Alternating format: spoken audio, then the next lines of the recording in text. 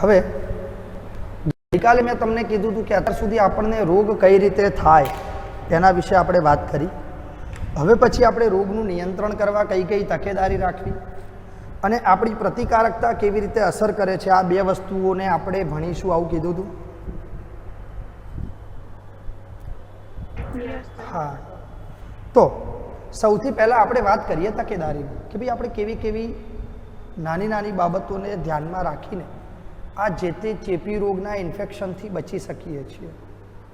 કે ભાઈ અનેક ચેપી રોગના નિયંત્રણ માટે એક તો વ્યક્તિગત સ્વચ્છતા અને એક જન સામુદાયિક સ્વચ્છતા, આ બંને જાળવવી જરૂરી છે.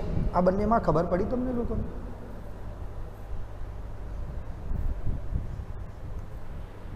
આમાં ખબર પડી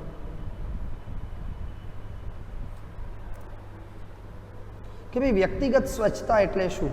તો કે ભાઈ વ્યક્તિગત સ્વચ્છતા એટલે આપણી પોતાની જે ક્લીનનેસ છે તે, કે આપણે દિવસમાં 2 વખત ઉનાળામાં નાહવું જોઈએ, બરાબર, એટલે કે શરીરને ચોખ્ખું રાખવું જોઈએ. પીવા માટે જે પાણી પીએ છીએ શુદ્ધ હોવું જોઈએ. જે આપણે ખોરાક લઈએ એમાં પણ આપણે તકેદારી રાખવી કે મેં કાલે કીધું હતું એમ કે પેલી માખી કે જે એના પોતાના પગની અંદર ઘણા બધા રોગકારકના ઈંડાઓ લઈને પકોડીના લારીમાં જે પેલો મસાલો બનાવેલો હોય એની પર બેસે અને પછી આપણે કહીએ મસ્ત પકોડી છે, એવું ન કરવું જોઈએ, બરાબર ને? શાકભાજી સામાન્ય રીતે આપણે ધોઈને વાપરવા જોઈએ. તો વિષ્ણુ પાછું એવું નહીં થતું ને કે સાહેબ 2 વર્ષ પછી કંઈ ખાવા દેશે કે નહીં એમ? હે? હા, નહીંતર કે સાહેબ તો બધું ખાવામાં આવું જ કરે છે કે 2 વર્ષ પૂરા થતાં થતાં સાહેબ કંઈ ખાવા નહીં દે કે લાગે છે. છેલ્લે સાહેબ પોતાની જેમ અમને બધાને પાર્લેજીને ચા ખવડાવશે કે ચલો. તો આ વ્યક્તિગત સ્વચ્છતા. પછી આપણે વાત કરીએ જન સામુદાયિક સ્વચ્છતામાં, તો કે ભાઈ એમાં નકામા તેમજ જે પણ ઉત્સર્ગ પદાર્થો છે એનો યોગ્ય નિકાલ થવો જોઈએ. ખાસ ગામડાઓમાં હજી પણ ઉકરડાઓની સિસ્ટમ છે કે નહીં? અને મોટાભાગના ગામડાઓમાં તકલીફ એવી છે કે એ ઉકરડાઓ એવી રીતે ખુલ્લા રાખવામાં આવે છે. જો કે ઉકરડાઓ ખુલ્લા જ રહે પણ એટલીસ્ટ એને બોન્ડિંગ કરે એ લોકો કે ભાઈ ફરતા એક પ્લોટ હોય એની ફરતું બાંધકામ કરીને વચ્ચેના વિસ્તારમાં એ ઉકરડો બનાવે. કારણ કે ઉકરડો તો બને જ ભાઈ, ગામડાઓમાં ઢોર ઢાંકર હોય, બરાબર, છાણ વાસીદા કરવાના હોય તો ઉકરડો તો બને જ. પણ એ ઉકરડાઓ રસ્તા ઉપર ખુલ્લા રાખે છે ને એટલે લોકો એમાં જેને તે કચરો ફેંકે છે. હા કે ના? બાકી ખરેખર ઉકરડામાં શું હોય? પહેલાં જે ગામડામાં વર્ષો પહેલાં જે ઉકરડાની સિસ્ટમ હતી એમાં એવું હતું કે ઉકરડાની અંદર પ્રાણીજ કચરો અને વનસ્પતિજ જે પણ નકામો કચરો છે તે, મતલબ કે જે ઘાસ પૂડા જે પણ ખાધા હોય એમાં જે પણ વધ્યું હોય, બરાબર, એ વત્તા પ્રાણીજ કચરો જે હોય તે, આ 2 વસ્તુને ધ્યાનમાં લઈને એ ઉકરડાઓ બનાવવામાં આવતા હતા. અને અત્યારે તો આપણે ઉકરડામાં જોઈએ છીએ કેટલો કચરો હોય. કાગળિયા હોય, પેલા કોથળી હોય, આ ડિસ્પોઝેબલ ચાની પાલીઓ નાખેલી હોય. જોયું છે ને આવું? હા. તો પહેલાંના સમયમાં જે ઉકરડા હતા એ છાણિયા ખાતર તરીકે વર્ષમાં 1 વખત ખેતરમાં પાથરવામાં આવતા હતા, બરાબર, સમજો. તો એ જે ખેતરમાં પાથરતા હતા એનાથી જમીનમાં ફળદ્રુપતામાં વધારો થતો હતો. કારણ તો કે ભાઈ એ પ્રાણી જ કાર્બનિક કચરો છે અને જમીનમાં કાર્બનિક દ્રવ્યોમાં વધારો થાય, બરાબર ને? હા કે ના? પણ હવે તો આપણે પ્લાસ્ટિકને બધું નાખીએ છીએ તો હવે એ જે કચરો છે એ આપણને નુકસાન કરે છે, બરાબર ને? હા. તો ટૂંકમાં ઉત્સર્ગ પદાર્થનો નિકાલ યોગ્ય રીતે કરવો એમ. એ સિવાય જળાશયોમાં પ્રદૂષણ ન કરવું. જુદા જુદા નાના મોટા કુંડ હોય આપણી આસપાસમાં એમને સાફસૂફ રાખવા. ખાડ કૂવા છે, ટાંકી છે, આ બધાનું સમયાંતરે સાફસૂફ કરીને ક્લીન રાખવા. આ સિવાય લોક ઉપભોગ્ય એટલે શું? ફાસ્ટ ફૂડ જેને તમે કહો છો. શું કહો છો? લારી ઉપર ઊભા જે ફાસ્ટ ફૂડ ખાઓ છો ને નાની મોટી દુકાનોમાં, એ લોક ઉપભોગ્ય કહેવાય. ઉપભોગ કરવો મતલબ ખાવું, નાસ્તો કરવો.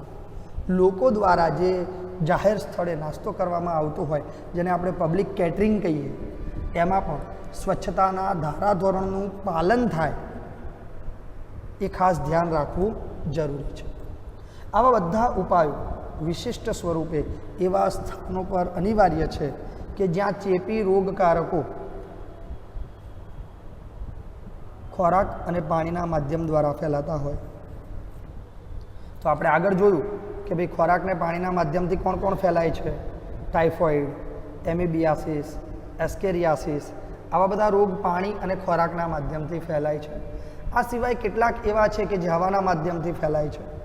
ન્યુમોનિયા, શરદી, આ બધામાં આપણે શું કીધું હતું? છીંક, ઉધરસ દ્વારા ફેલાય છે, રાઈટ?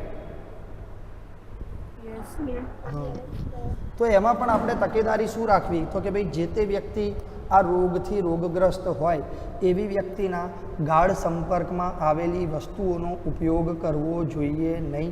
આવું આપણે કીધું હતું. ઓકે. કીટકો દ્વારા ફેલાતા રોગ કયા કયા? મેલેરિયા, ફિલારિયાસિસ. આ બધામાં સૌથી મહત્વપૂર્ણ બાબત શું છે? તો કે ભાઈ એ જે તે રોગકારક માટેના રોગવાહકો છે. જેમ કે આપણે આ બધામાં મોટે ભાગે વાહક તરીકે કોને લીધા? મચ્છરને. હા કે ના? તો એવા સ્થળો કે જ્યાં મચ્છર જેવા સજીવોનું પ્રજનન સ્થળ હોય, એમનું બ્રીડિંગ થતું હોય, એનું જ આપણે નિયંત્રણ કરી દઈએ તો મચ્છર એને ફેલાવશે જ નહીં. હા કે ના?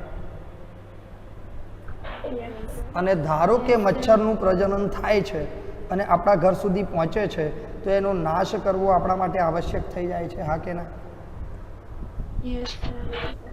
તો આ હેતુ સિદ્ધ કરવા માટે આપણે શું કરીએ છીએ?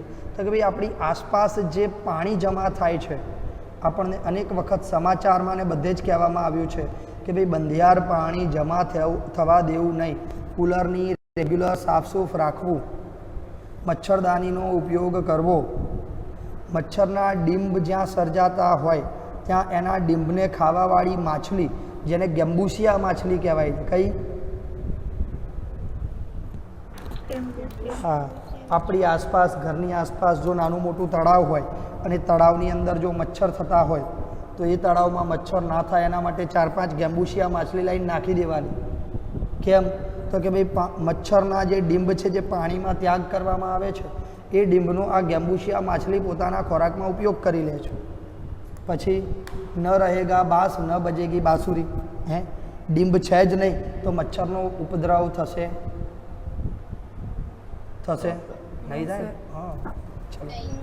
તો ખાડા છે, ડ્રેનેજ છે જ્યાં આપણે પાણીનો નિકાલ કરીએ છીએ, દલદલ છે કે જ્યાં કાદવ હોય છે, આવા બધા સ્થાનોએ કીટનાશક દવાઓનો છંટકાવ. હમણાં ચોમાસામાં જ્યાં જ્યાં ખાબોચિયા ભરાશે ત્યાં ત્યાં સરકારી માણસ સાયકલ લઈને નીકળી પડશે. ખબર છે ને? હા. બિચારી સરકાર કેટલું કેટલું આપણું ધ્યાન રાખે. ચલો. આ ઉપરાંત દરવાજા, બારીઓમાં નેટ લગાવવાની આવે છે. ખબર છે ને? હા, એ લગાવી શકાય. ભારતમાં મોટા પાયે હાલમાં કોઈ એક રોગવાહક જે હમણાં છેલ્લા થોડાક વર્ષોમાં જો બરાબર ફેલાતો હોય ને તો એ છે ડેન્ગ્યુ. ખબર છે ને બધાને? અને એની સાથે સાથે ચિકનગુનિયા. બરાબર? આ બંને રોગોથી તમે પરિચિત છો? હા. આ બંનેનો વાહક કોણ? તો કે ભાઈ એડિસ મચ્છર. કોણ?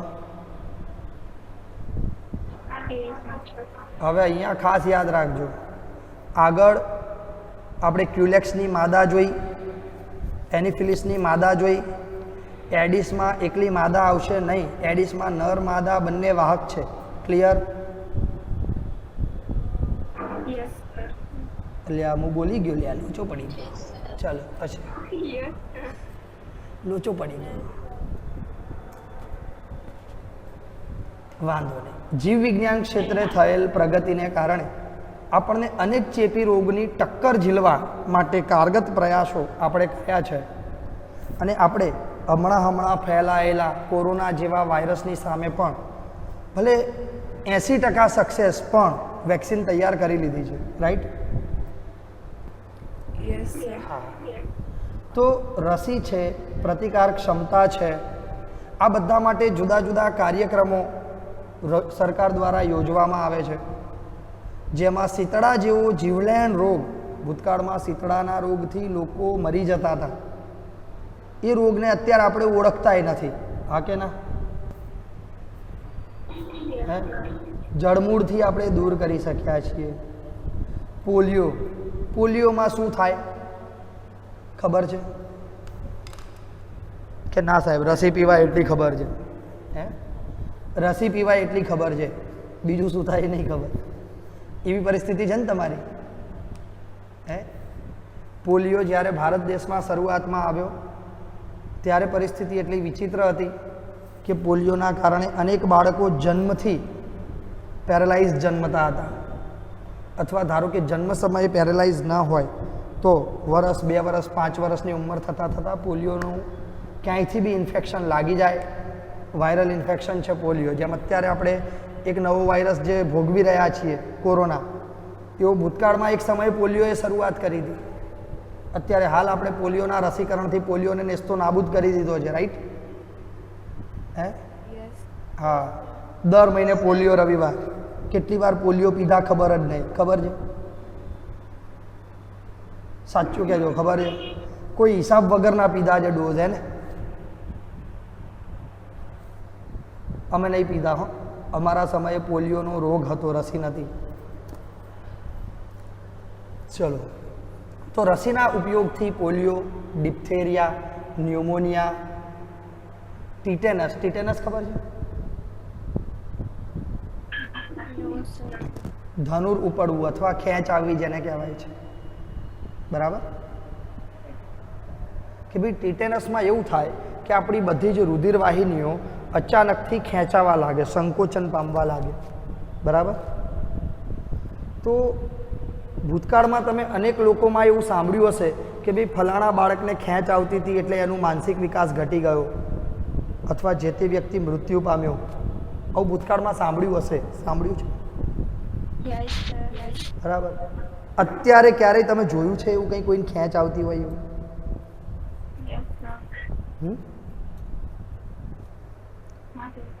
રેરલી ક્યાંક મોટી ઉંમરે પેલું પેરાલિસિસનો આંચકો આવે પછીની વાત અલગ છે.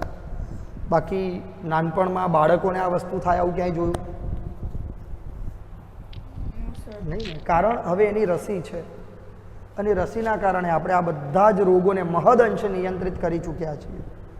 બાયોટેકનોલોજી, જેને જૈવ તકનીક કહીએ છીએ, આપણું ચેપ્ટર 12 મેં તમને કીધું છે, મહેરબાની કરીને કોઈએ આ એડવાન્સમાં વાંચવું નહીં. એમાં આપણે બાયોટેકનોલોજીના ઉપયોગથી આ બધા રોગોના નિયંત્રણ માટે સુરક્ષિત રસીઓ આપણે કેવી રીતે બનાવી છે એ ત્યાં જોઈશું. એ સિવાય આપણે જે દવા કહીએ છીએ, એન્ટીબાયોટિક્સ, પ્રતિજૈવિક દ્રવ્યો, હમણાં બધાને એક પ્રતિજૈવિક દ્રવ્યનું નામ સારામાં સારું આવડે છે. એ કયું છે?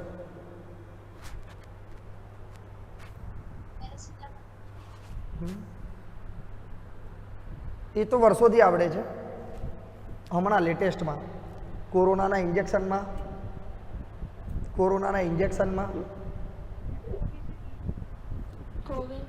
ના, કોવિશિલ્ડ તો રસી છે બેટા, એન્ટીબાયોટિક્સ નથી. હું તમને એટલે જ કહું છું કે મારા સવાલ પૂછવાનું કારણ જ આ હતું. રેમડેસિવિર, બરાબર?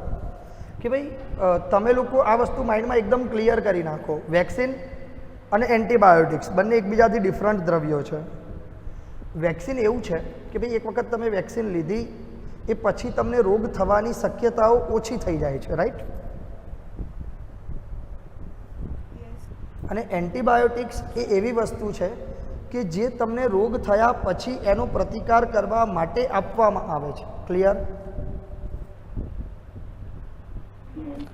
એટલે કે એક રોગ ના થાય એના માટેની પ્રતિકારકતા છે, અને એક રોગ થયા પછી એને અટકાવવા માટેની પ્રતિકારકતા છે. ક્લિયર? હા. એટલે જો બાયોલોજીમાં ઘણા બધા આવા શબ્દો છે, આપણે જાણીએ છીએ, આ 1.5 વર્ષમાં હવે તો તમે લોકો પરિચિત છો કે એકદમ માઇનોર ડિફરન્સ હોય બંનેના અર્થમાં, અને જ્યાં સુધી એ ડિફરન્સ તમારા માઇન્ડમાં ક્લિયર ના થાય ત્યાં સુધી આપણને MCQના 4 ઓપ્શન સાચા લાગે છે? હા. એટલે મહેરબાની કરીને આવા દરેક નાના ડિફરન્સવાળા શબ્દને આપણે માઇન્ડમાં ક્લિયર કરીને જ ચાલવું, એમાં ક્યાંય આપણા માઇન્ડમાં દુવિધા રાખવી નહીં. બરાબર? ચલો હવે પ્રતિકારકતા, ઇમ્યુનિટી. કે ભાઈ દરરોજ આપણે આપણી આસપાસ, મેં તમને અનેક વખત કીધું છે કે આપણે જે પણ પરિસ્થિતિમાં જીવીએ છીએ એમાં અત્યારે કોરોના તો હાવી થઈ ગયો આપણી ઉપર, કારણ કે એ નવો વાયરસ છે જેની પ્રતિકારકતા આપણા શરીરમાં હાજર નથી. પણ એ સિવાય અનેક સૂક્ષ્મજીવો આપણી આસપાસના વાતાવરણમાં 24 કલાક હાજર હોય છે કે જે રોગકારક તરીકે હોય છે અને આપણા રોજબરોજના ખોરાકમાં, શ્વાસમાં, આપણી ક્રિયામાં, ગમે તે રીતે XYZ રીતે આપણા શરીરમાં એ ક્યાંક ને ક્યાંકથી દાખલ થતા પણ હોય છે. પણ આ બધા રોગ આપણને શું અસર કરે છે રોજે રોજ? નથી કરતા. કેમ નથી કરતા? તો કે ભાઈ આપણા શરીરની અંદર એમાંથી મોટા ભાગના જે પણ કારકો છે એની સામે રક્ષણ મેળવવા માટે પહેલેથી પ્રતિકારકતા હાજર હોય છે. ક્લિયર? તો આપણા પ્રતિકારક તંત્રને કારણે આવા રોગકારક સજીવો સામે લડવાની આપણી જે ક્ષમતા છે એ ક્ષમતાને પ્રતિકારકતા કહેવામાં આવે છે. આવડે?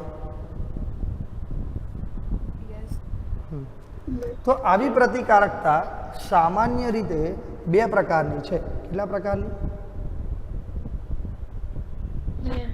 2 પ્રકારની.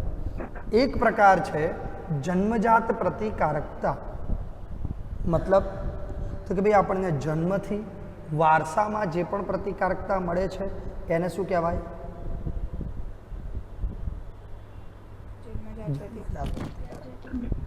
બીજો પ્રકાર છે ઉપાર્જિત પ્રતિકારકતા. આ કેવી પ્રતિકારકતા છે? તો કે ભાઈ આ પ્રતિકારકતા આપણને કોઈ એક રોગ થાય છે, પહેલી વખત થાય છે ત્યારે એ રોગનો સામનો કરવામાં આપણને બહુ જ તકલીફ પડે છે. જે તે માણસ માંડ પોતાનો જીવ બચાવે છે. બરાબર? આપણે હમણાં કોરોનામાં આવા બહુ બધા લોકો જોયા ને?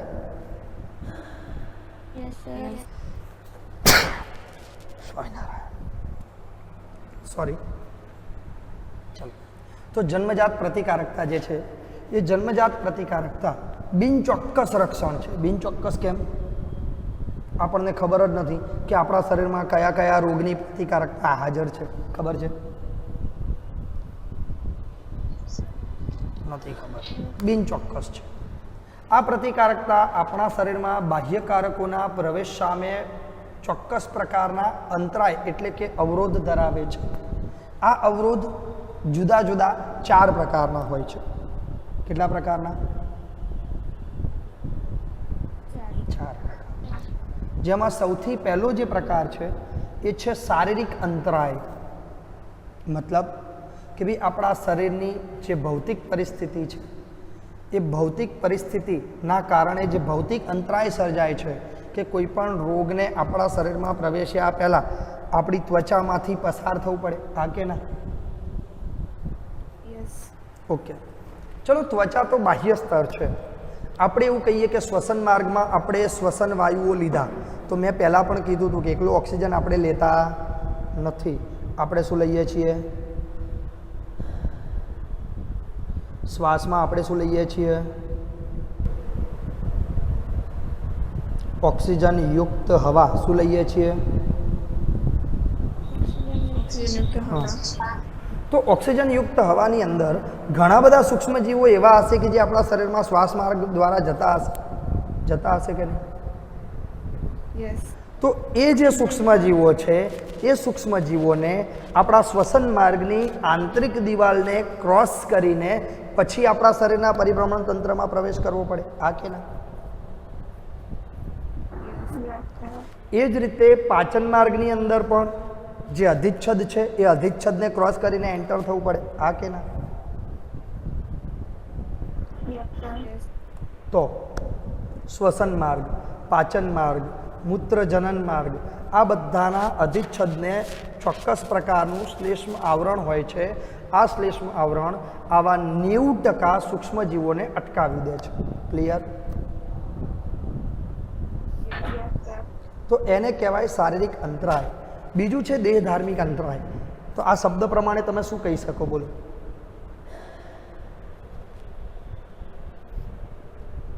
દેહ ધાર્મિક અંતરાય એટલે શું કહી શકો? આપણા શરીરમાં થતી જુદી જુદી દેહ ધાર્મિક ક્રિયાઓના કારણે, જેમ કે પાચન ક્રિયામાં જઠર રસ છે એ એસિડિક છે, રાઈટ? આપણે એવું કીધું હતું કે ભાઈ ખોરાકમાં જે પણ ઝેરી દ્રવ્યો હોય, હાનિકારક દ્રવ્યો હોય, એ જઠર રસની એસિડિકતાથી નાશ પામે છે, હા કે ના? એ જ રીતે મુખમાં રહેલો જે લાળ રસ છે એ લાળ રસ અમુક ચોક્કસ પ્રકારના હાનિકારક ઘટકોનો નાશ કરે છે. આંખમાંથી જે આંસુ આવે છે એ આંસુ પણ ચોક્કસ પ્રકારના બેક્ટેરિયાનો નાશ કરે છે. હવે તમને એવું થાય કે સાહેબ એ બેક્ટેરિયાનો નાશ કરે એનાથી શું થાય? એવું થાય ને? પણ અશ્રુગ્રંથિ છે એ અશ્રુગ્રંથિમાંથી જ્યારે આંખમાંથી પાણી આવે છે તો એ પાણીની સાથે બેક્ટેરિયા હોય છે જે આપણા શરીરની બહાર નિકાલ પામી જાય છે. ક્લિયર? એના પછી આપણે વાત કરીએ કોષાંતરીય અંતરાય. જો આપણે મોટાથી નાના તરફ, મતલબ સૌથી પહેલાં આપણે બહારની ત્વચા આખી લઈ લીધી, અંદરનું પણ અધિસ્તર લઈ લીધું, એના પછી દેહ ધાર્મિક ક્રિયાઓ લીધી, હવે લઈએ છીએ કોષ સ્તરીય આયોજન એટલે કે કોષાંતરીય અંતરાય. તો આપણને ખબર છે આપણી પ્રતિકારકતા માટે જવાબદાર કોષો કયા?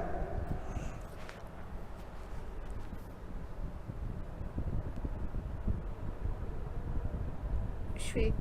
11મા ધોરણમાં ભણ્યા હતા ને પ્રતિકારકતા માટે ટી લસિકા કોષો ને બી લસિકા કોષો ને આવું બધું કંઈક મેં કીધું હતું. થોડું ઘણું આવડતું હશે એવું કીધું હશે, તમને યાદ છે કે નહીં ખબર નહીં. બાકી તો તમને મારા કરતાં એ વધારે આવડે છે એટલે મને ચિંતા ઓછી રહે. તો આ જે શ્વેતકણ છે એ શ્વેતકણ બહુરૂપીય કેન્દ્રી શ્વેતકણ, મતલબ બહુ બધા કોષ કેન્દ્ર ધરાવતા હોય તેવા પોલીમોર્ફોન્યુક્લિયર લ્યુકોસાઇટ્સ PMNL, જેને આપણે તટસ્થ કણો કીધા હતા, યાદ છે? અને એ સિવાય આપણે મોનોસાઇટ્સ એટલે કે એક કેન્દ્રીય કણો પણ ભણ્યા હતા, હા કે ના?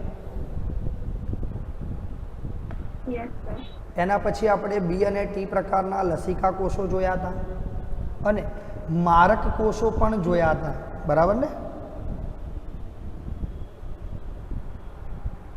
જોયા હતા. બૃહદ કોષ અને ભક્ષક કોષનો પણ આપણે ઉલ્લેખ કર્યો હતો, યાદ છે?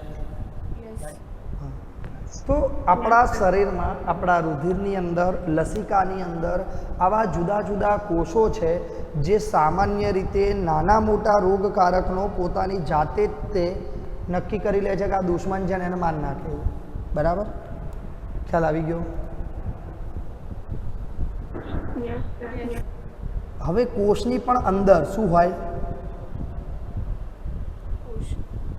કોષની અંદર કોષરસ, અને કોષરસમાં પણ એવો ગુણધર્મ છે કે જે આપણને પ્રતિકારકતા આપે છે. વિચાર કરો, ભગવાને કેટલી વિશિષ્ટ રચનાઓ મૂકી હે કે ભાઈ ધારો કે આપણા શરીરમાં કોઈ એક કોષને કોઈ એક વાયરસનું ઇન્ફેક્શન થઈ ગયું, સમજી લો, એટલે જે પણ કોષ વાયરસથી ઇન્ફેક્ટેડ થાય છે એ કોષ ઇન્ટરફેરોન નામના પ્રોટીનનો સ્ત્રાવ કરે. શેનો? ઇન્ટરફેરોન નામના પ્રોટીનનો સ્ત્રાવ કરે છે અને આજુબાજુના કોષને કહી દે છે કે ભાઈ મારાથી સાચવજો, મારી ઉપર દુશ્મને હુમલો કરી દીધો છે. ક્લિયર? હા, આપણી આજુબાજુમાં કોકને કોરોના આવ્યો હોય એટલે એ બિચારો ઈમાનદાર માણસ પ્રેમથી કહી દે કે ભાઈ મારા ઘરે કોઈએ આવવું નહીં, અથવા મારા ઘરની આસપાસથી એ કોઈએ નીકળવું નહીં, અમારા ઘરમાં કેસ છે અને અમે ક્વોરન્ટાઇન છીએ. બરાબર ને? સાચું કે ખોટું? એટલી જ સભાનતા આપણા કોષમાં છે કે જે તે કોષ જ્યારે પણ વાયરસથી ઇન્ફેક્ટેડ થાય છે એટલે તે કોષ પોતાની જાતે જ ઇન્ટરફેરોન નામના પ્રોટીનયુક્ત દ્રવ્યનો સ્ત્રાવ કરે છે, અને એ દ્રવ્ય જે બિનચેપી કોષો છે એને વાયરસના ચેપથી રક્ષણ આપે છે. ક્લિયર? તો આ 4 પ્રકારની આપણે જન્મજાત પ્રતિકારકતા જોઈ. હવે વાત કરીએ ઉપાર્જિત પ્રતિકારકતાની. તો ઉપાર્જિત પ્રતિકારકતામાં એ રોગ પ્રતિકારકતા વિશિષ્ટ પ્રકારની છે. કેમ? કારણ કે તે આપણા શરીરમાં રહેલા કોષોની સ્મૃતિ પર આધારિત છે. સ્મૃતિ એટલે શું? સ્મૃતિ એટલે શું?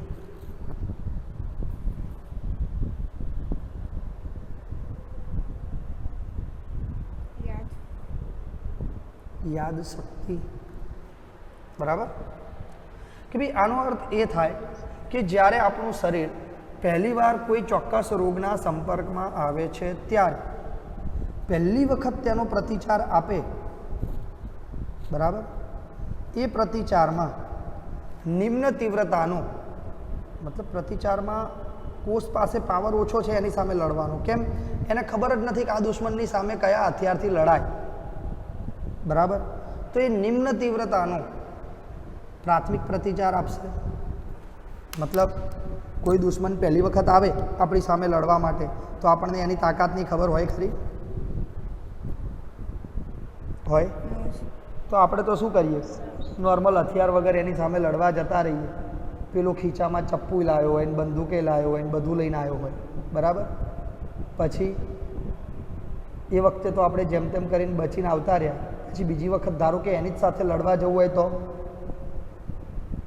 આપણે તે પેલો ચપ્પુ રાખતો હોય તલવાર લઈને જઈએ, એની બંદૂક રાખતો હોય મશીન ગન લઈને જઈએ. ના જઈએ?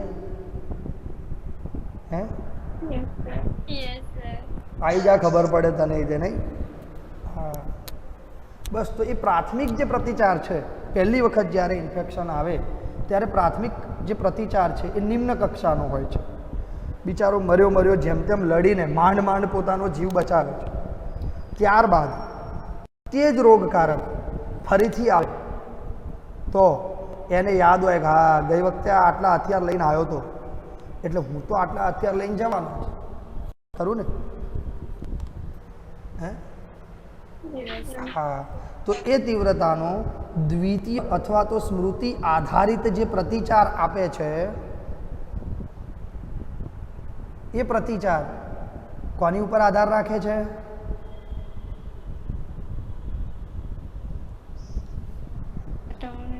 પહેલો જે હુમલો થયો હતો એની જે આપણી સ્મૃતિ છે એના આધારે. હા કે ના? હવે ખબર જ છે કે એની પાસે કેટલા હથિયાર છે ને આપણે કેટલા લઈને જવાના છે. રાઈટ? તો હવે પ્રતિચાર હશે કેવો હશે? ઉચ્ચ કક્ષાનો હશે. હા. તો પહેલી વખત જ્યારે રોગ હુમલો કરે ત્યારે પ્રાથમિક પ્રતિચાર, એનો એ રોગકારક ફરીથી હુમલો કરે ત્યારે દ્વિતીયક પ્રતિચાર કહેવામાં આવે છે. ક્લિયર? ઓકે. હવે આ બંને પ્રકારના જે પ્રતિચાર છે એ બંને પ્રકારના પ્રતિચાર કોણ મેઇન એનો આપણો યુદ્ધના ધોરણે જે પણ આપણો મોટો સૈનિક છે એ કોણ છે? મુખ્ય સૈનિક આપણો મેજર. હા, આપણી શરીરની આર્મીનો મેજર લસિકા કોષ છે. અને મેજર પાસે પાછા 2 કેપ્ટન છે. કયા કયા?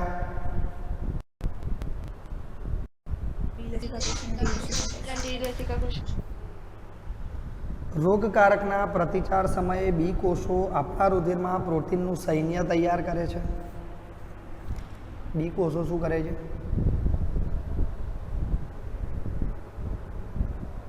પ્રોટીનનું સૈન્ય, આર્મી, જેથી કરીને આપણું શરીર છે એ રોગકારક સામે લડી શકે છે. આ પ્રોટીનને જે પ્રતિદ્રવ્ય અથવા તો એન્ટીબોડી આપણે કહીએ છીએ, ટી કોષો છે એ આ એન્ટીબોડીનું નિર્માણ કરતા નથી, પણ તે કોષોને એન્ટીબોડીના નિર્માણમાં સહાય કરે છે. ક્યારેય પોતે સીધો ભાગ લેતા નથી. હવે પ્રત્યેક એન્ટીબોડીની જો આણ્વિક રચના જોઈએ તો આપણને ખબર છે કે એન્ટીબોડી છે એ શું છે?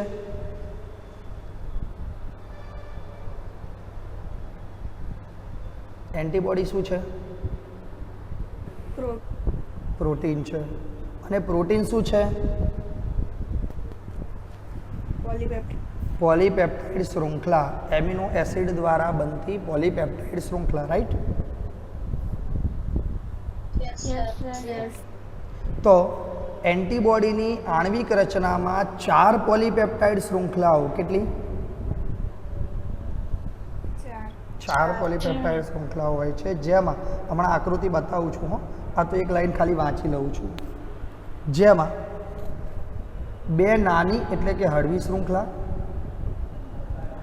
અને 2 ભારે શૃંખલાઓ એટલે કે મોટી શૃંખલાઓ આવેલી હોય છે. ભારે શૃંખલા એટલે હેવી ચેઇન H2, હળવી શૃંખલા એટલે લાઇટ ચેઇન, કેટલી? 2 એટલે L2. ક્લિયર? બંને 2 છે ને? ઓકે. હવે આકૃતિ જોઈએ. જો અહીંયા આગળ આવી 2 લાંબી શૃંખલાઓ છે, જેને આપણે શું કહીએ છીએ?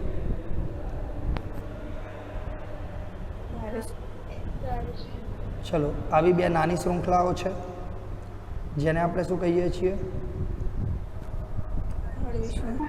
હળવી શૃંખલા. બરાબર. તો આમ 2 આવી ભારે શૃંખલા છે અને 2 આવી હળવી શૃંખલા છે, એમ કરીને કુલ 4 શૃંખલાઓ, જેમાં 2 ભારે એટલે H2 ને 2 હળવી એટલે L2, આવી રીતે એન્ટીબોડીનું નામકરણ કરવામાં આવ્યું છે. ક્લિયર? હવે કોઈ પણ રોગ માટેનો જે રોગકારક છે, જેને આપણે એન્ટીજન કહીએ છીએ, હા કે ના? આ એન્ટીબોડી પોતાની આ એન્ટીજન બાઇન્ડિંગ સાઇટની અંદર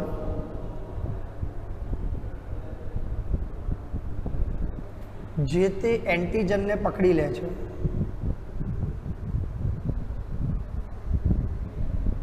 એટલે એ એન્ટીજન આપણા શરીરને નુકસાન કરી શકતો, બધાને પકડીને જેલમાં પૂરી દે. બરાબર? તો એ આપણને નુકસાન કરી શકે? ના કરી શકે. પછી એને એટલા સમય સુધી પકડી રાખે છે ને આપણા શરીરને કહે છે કે ભાઈ જો આવો દુશ્મન છે, માર આને ધીમે ધીમે. શું કે? ધીમે ધીમે મારો. આપણે કોઈ પણ દુશ્મન આવ્યો હોય એને પહેલેથી બાંધી દઈએ ને પછી તો આપણે ફાવે એમ મારીએ ને ધીમે ધીમે મારીએ ને તરત એ મારીએ. આ કે ના? હે? એ તો ખુલ્લો હોય તો આપણી સામે લડે, બિચારાને પહેલેથી બાંધી દીધો જ પછી શું? હે? એટલે આ એન્ટીબોડીનું કામ દુશ્મનને બાંધી રાખવાનું અને પછી એનો પ્રતિકાર કરવાનો છે. ક્લિયર? હવે અહીંયા આપણને એક જ આકૃતિ આપી છે, પણ એન્ટીબોડી ડિફરન્ટ ટાઈપ્સના હોય છે.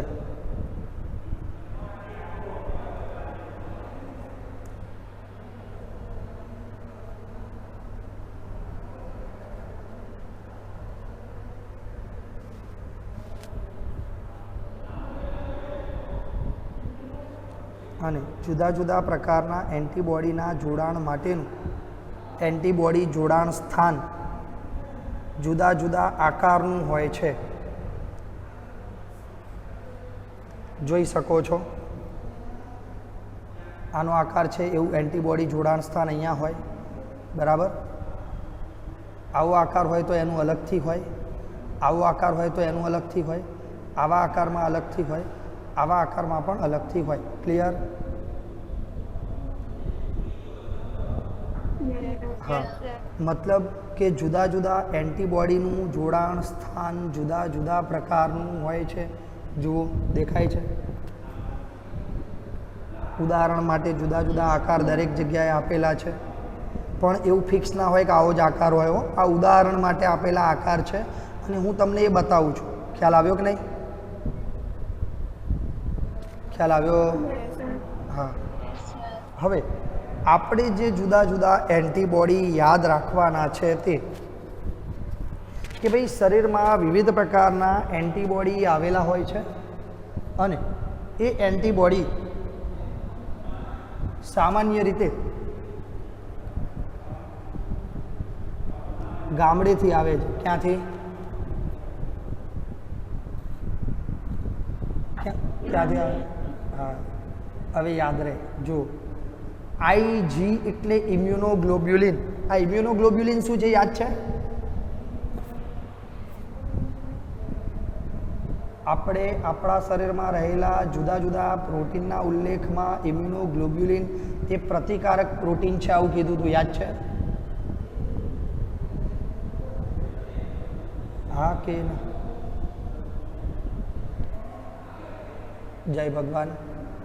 ચેપ્ટર નંબર 9નું રિવિઝન કરજો બેટા. હો, હલો.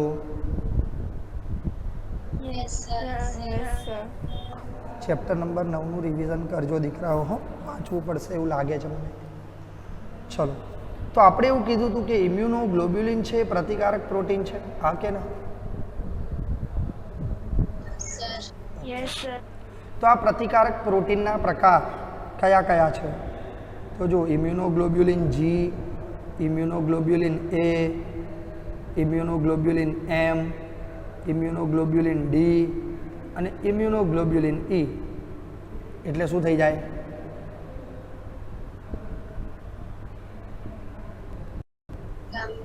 થઈ જાય ને?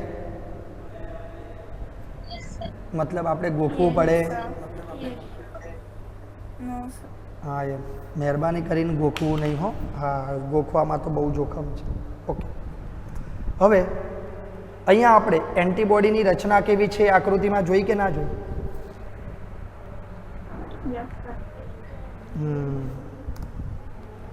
એન્ટીબોડી રુધિરમાં જોવા મળે છે. મારો અવાજ કપાય છે બેટા? બધાને કપાય છે?